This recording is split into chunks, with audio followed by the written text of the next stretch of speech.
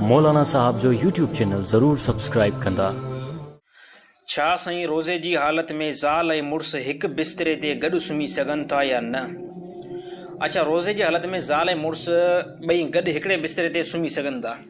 इन सुम्हण मां मुराद आहे आराम करणु। यानी कोई साथी ईअं न सम्झे त को साईं जिमा जी ॻाल्हि थो करे, न जिमा जी ॻाल्हि ई न आहे, न ई हमबिस्तरी ॻाल्हि आहे। इन सुम्हण मां मुराद यानी रोज़ो रखे करे ज़ाल ऐं मुड़ुस जेकॾहिं हिकिड़े खट ते या बेड ते सुम्हनि था ऐं अहिड़ी तरह भाकुर पाए जेकॾहिं सुम्हनि था त रोज़े में कंहिं क़िस्म जो जेको आहे नुक़सानु न ईंदो ऐं न ई जेको रोज़ो फासी थींदो। घणा माण्हू परेशान थी वेंदा आहिनि ऐं बार बार जेको नौजवान वारे फ़ोनियूं बि कंदा आहिनि त साईं रोज़ो असां रखे करे पोइ छा घरवारी सां असां गॾु सुम्ही सघूं था या न?